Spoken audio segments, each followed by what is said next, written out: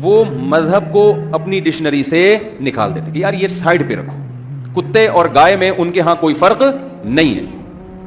تو مذہب کو تو نکالا, ریاست کے قانون کو نہیں نکالا انہوں نے. کیوں؟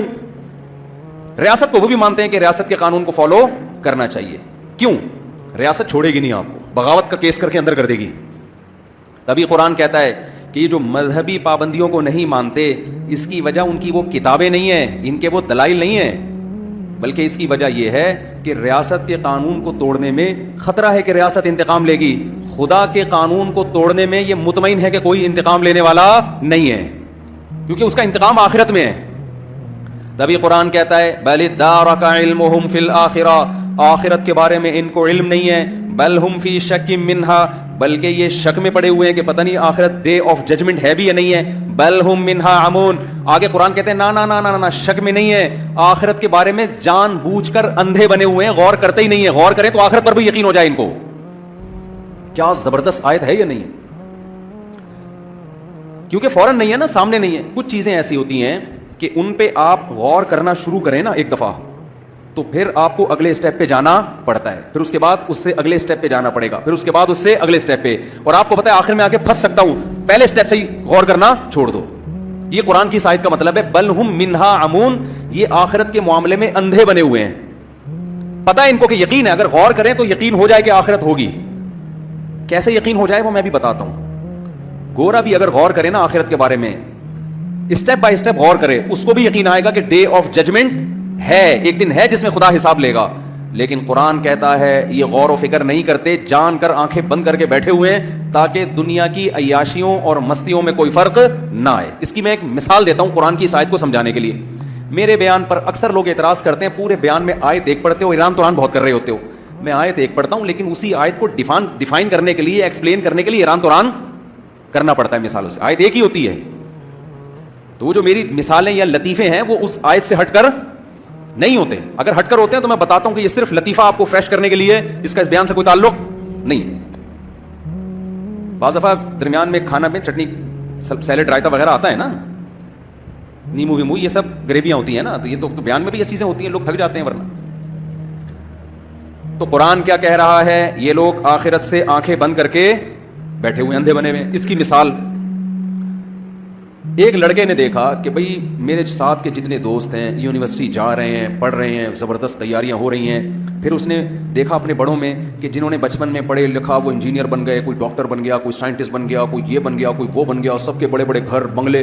اور جو نہیں پڑھا وہ رکشہ چلا رہا ہے, وہ ٹماٹر کے ٹھیلے لگا کے بیچارہ بیچ رہا ہے, کوئی کدال چلا کے, کوئی کنویں کھود کے. یعنی محنت بہت ہو رہی ہے اور ارننگ بہت اس کی تھوڑی سی ہے, رشتہ اس کو کوئی نہیں دے رہا. ایک نوجوان نے یہ انجام دیکھا ہے نا, نوجوان نے یہ انجام دیکھا کہ جو پڑھنے لکھنے والے ہیں وہ ترقی کر رہے ہیں, جو پڑھنے لکھنے والے نہیں ہیں ان کا انجام کیا ہو رہا ہے, بڑا بھیانک انجام ہو رہا ہے. اب اس کے ابا نے اس کو سمجھایا, بیٹا تو بھی پڑھ لیا کرنا, صبح اٹھ جایا کر, یونیورسٹی یا اسکول چلا جایا کر.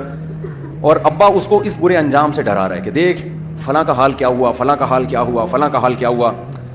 بچہ اگر غور کرنا شروع کرتا ہے نا کہ یار میں بھی ایسا ہو سکتا ہوں, تو اس کی کانپیں ٹانگنا شروع ہو جاتی. اب یہ ٹانگیں کانپنا اردو میں ختم ہو گیا ہے, یہ جدید جو اردو ہے اس میں کانپیں ہی ٹانگیں گی, اب ہمیشہ یاد رکھو. اب ٹانگیں کانپنا یہ نئی اردو مارکیٹ میں آئی ہے, اور یہ جو یونیورسٹی میں اگر کوئی اردو ادب کے ٹیچر بیٹھے ہوئے ہیں تو ڈکشنری سے کانپنے کا لفظ نکال کے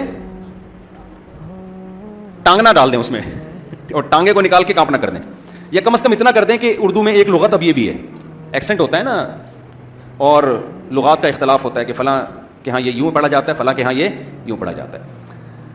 تو اب بچہ کیا کرتا ہے, وہ سوچتا ہے, تو اس کی بھی خوف پیدا ہو جاتا ہے اس کو کہ یار یہ میرا فیوچر تو کیا ہو رہا ہے بڑا بھیانک.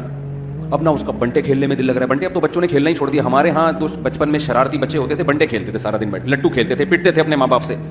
اب اس کی جگہ ویڈیو گیم آ گیا ہے نا, پب جی کھیل رہے ہیں. وہ بنٹے پھر بھی اس ویڈیو گیم سے اچھا تھا, جس پہ ہم ابا سے پٹا کرتے تھے, اس ویڈیو گیم سے 1000 گنا بہتر تھا. اس میں سروائیکل پین کا خطرہ نہیں تھا بنٹوں میں, تھوڑا سا ہل جل لیتے تھے. وہ ایک بنٹا وہاں جا رہا ہے تو اٹھا کے لاتے تھے. ویڈیو گیم میں تو مسلسل وہیں بیٹھے بیٹھے کمرے خراب ہو گئی ہیں لوگوں کی, بچوں کی. اس کی ریس سے جو کھوپڑی کو نقصان ہو رہا ہے وہ ایک الگ چیز ہے. تو آپ نے کیا کیا, بچے کو بار بار خیال آ رہا ہے کہ یار بنٹے کھیلنے جا رہا ہوں تو یار میرا فیوچر خراب ہونے والا ہے, میں سوتا رہ گیا سارا دن, یونیورسٹی نہیں جا رہا تو میرا فیوچر خراب.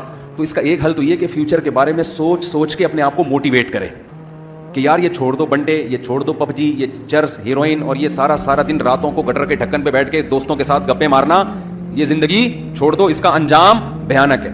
ہم بچپن میں سنا کرتے تھے اپنے والد صاحب سے اور بڑے بزرگوں سے کہ جو دوستوں میں ٹائم ضائع کرتا ہے نا, پیسہ اڑا دے سارا دوستوں میں, تو پیسہ تو جاتا ہے, اس کے بعد دوست بھی چلے جاتے ہیں. جب پیسہ ختم ہوتا ہے نا دوستوں پہ اڑا کے, تو پیسہ بھی گیا اور بالآخر وہ دوست بھی گئے. ایسا نہیں ہوتا کہ دوست کہیں اس نے ہم پہ اتنا پیسہ اڑایا تو اب ہماری دوستی کیا ہو گئی پکی. ایسا نہیں ہوتا, بیوی کے ساتھ نہیں ہوتا ایسا, تو دوستوں کے ساتھ کہاں ہوگا. آپ نے اپنی بیگم کو شاپنگ کرا کے سارا پیسہ اڑا کے جس دن آپ زیرو پہ ہوئے, بیگم فوراً کورٹ میں جا کے کھلا لے گی, سوائے ان بیگموں کے جو میرا بیان سن رہی ہیں. لوگوں کی جو وہ بیگماں جو میرا بیان سن رہی ہیں ان کے علاوہ کی بات کر رہا ہوں میں. خواتین غصہ کرتی ہیں نا ہمارے خلاف, آپ کے خلاف تھوڑی, آپ کے علاوہ کی بات کر رہا ہوں میں. تو جب بیگم ساتھ چھوڑ دیتی ہے, جب آپ کی جیب میں پیسے ختم ہو جائیں, ختم بھی اسی کی وجہ سے ہوئے, تو دوست کیا کس کھیت کی مولی ہے, اس کا تو کوئی خونی رشتہ تھوڑی ہے. تو ہم بچپن میں سنا کرتے تھے کہ بیٹا دوستوں پہ جو پیسہ اڑا دے گا, پیسہ بھی جائے گا اور دوست بھی جائیں گے, تو پڑھائی پہ توجہ دو. جب پیسہ آنا شروع ہوگا دوست خود بخود, دوستوں کو بھگاؤ گے بھی تو بھی نہیں بھاگیں گے, بھگاؤ گے تو بھی نہیں بھاگیں گے. جب کوئی رشتہ لینے جاتا ہے نا, رشتہ نہیں ملتا تو روتا ہوا میرے پاس آتا ہے, مفتی صاحب میں آپ کہتے ہو شادیاں کیا کرو, ہم تو ایک نہیں مل رہی. تو میں کہتا ہوں بیٹا تم پیسہ کماؤ, پیسہ کماؤ. جب پیسے کماؤ گے نا تو پھر تم آگے آگے اور رشتے پیچھے پیچھے. صحیح ہے نا, تم آگے آگے بھاگو گے, رشتے کیا ہوں گے پیچھے پیچھے. یہ دنیا کا نظام آج کل جو مارکیٹ میں چل رہا ہے, میں وہ رپورٹ پیش کر رہا ہوں, ترغیب نہیں دے رہا اس کی, رپورٹ پیش کر رہا ہوں کہ مارکیٹ میں چل یہ رہا ہے بہرحال. اچھا خیر, کہیں اور کو بیان نہ نکل جائے. تو اب ایک طریقہ تو یہ ہے کہ بچہ فیوچر کا بھیانک انجام سوچے, اور سوچ کے پھر اس کا وقتی نقصان یہ ہوگا کہ بنٹوں میں اس کا مزہ کرکرا ہونا شروع. گٹر کے ڈھکنوں پہ دوستوں کے ساتھ بیٹھے گا, لیکن سوچے گا بھائی تھوڑے دنوں میں یہ دوست بھی مارکیٹ سے شارٹ ہونے والے.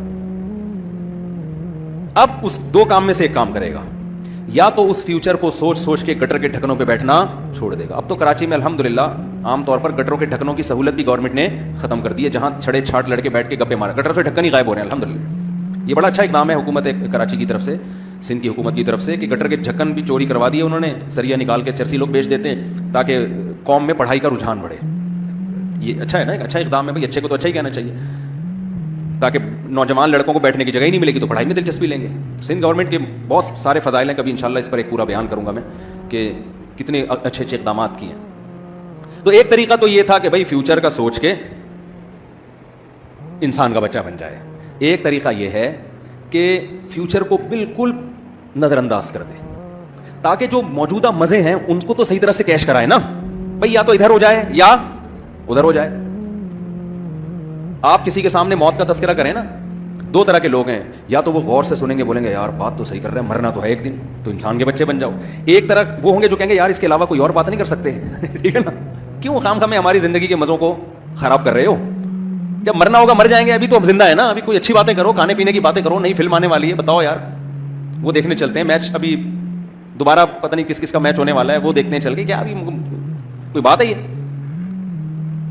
تو بالکل یہی چیز کافر نے کی ہے آخرت کے ساتھ. جو ملحد اور لبرل لوگ ہیں نا, انہوں نے کس کے ساتھ کیا یہ آخرت.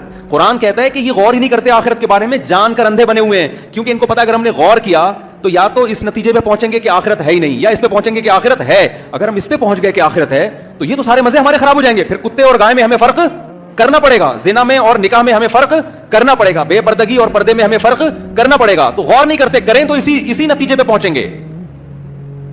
اب سوال پیدا ہوتا ہے, قرآن اتنا ببانگے دہل ایک دعویٰ کر رہا ہے کہ کوئی بھی عقل پرست آدمی جو مذہب کو نہیں مانتا, اگر وہ عقل کا صحیح استعمال کرے تو بالآخر اسی نتیجے پہ پہنچے گا کہ آخرت بھی ہے, سزا بھی ملے گی, اور مجھے مذہب کو ماننا بھی پڑے گا. ایسی کون سی مذہب میں اتنے 2 اور 2 4 کی طرح دلائل ہے کہ نتیجہ بالآخر یہی نکلے گا؟ ایسی کون سی ایسی چیز ہے؟ میں سمجھا پا رہا ہوں اپنی بات؟ پہلی بات تو دوبارہ اس کو واضح کریں, یہ مذہب کو فالو, ریاست کے قانون کو فالو کرتے ہیں, ریاست کے قانون کے خلاف آواز نہیں اٹھائی جاتی, کیونکہ ریاست کوڑا برسائے گی, رزلٹ نظر آ رہا ہے پڑے گا کوڑا. اللہ کی جو ریاست ہے اس قانون کی یہ بات اس لیے نہیں کرتے, وہاں ان کو آزادی چاہیے, وہاں ہیومن رائٹس اور ویمن رائٹس کے نام پہ آزادی چاہیے. کیوں؟ کوڑا برسنے کا ان کو خوف نہیں ہے. اور کیوں خوف نہیں ہے؟ کیا ان کو یقین نہیں ہے؟ نہ اس پہ غور ہی نہیں کرتے. یہ غور کریں تو وہاں بھی خوف پیدا ہو, اور وہاں بھی پھر اس آزادی کی باتیں نہ کریں جو آزادی یہ لے کے چل رہے ہیں. تو دو نظریات ہیں دنیا میں. کچھ تو ہیں کہتے ہیں ہم کسی قانون ریاست کے قانون کے سب پابند ہیں, سمجھ رہے ہیں نا, اس کے سب کیا ہیں, پابند ہیں. اصل پھٹا جو مذہب کو فالو کرنے والے اور جو فالو نہیں کرتے ان کا یہ ہے کہ مذہب کو فالو کرنا ہے کہ نہیں کرنا. تو اس کے لیے ویمن رائٹس اور ہیومن رائٹس کی آواز اٹھائی جاتی ہے. ویمن رائٹس کا مطلب یہ ہے کہ مذہب نے عورت کو پر جو پابندیاں لگائی ہیں ان پابندیوں سے عورت کو آزاد کیا جائے. ہیومن رائٹس کا اصل مطلب جو تھا وہ تھا, ہمیں اس سے بحث نہیں. آج کل جو مطلب ہے نا ہیومن رائٹس کا, وہ مطلب ہے کہ انسانوں پر مذہب نے جو پابندیاں لگائی ہیں انسانوں کو ان پابندیوں سے آزاد کیا جائے.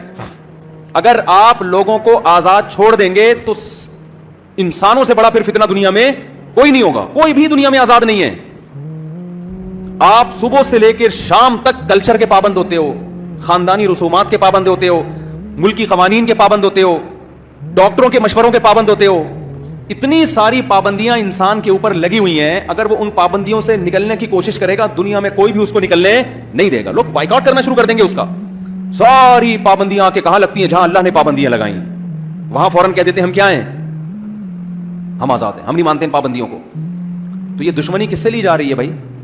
خدا سے دشمنی لے رہے ہیں نا. سب کے حقوق ہیں, شوہر پہ بیوی کے حقوق ہیں, بیوی پہ شوہر کے حقوق ہیں, بوائے فرینڈ گرل فرینڈ کے بھی اب تو حقوق آنا شروع ہو گئے مارکیٹ میں.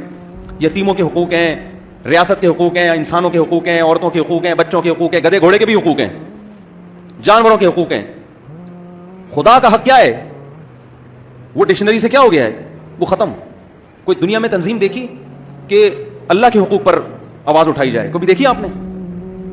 تو قرآن نے یہ جو لبرلزم ہے نا اس کے خلاف 2 اور 2 4 کی طرح بہت واضح دلائل دیے.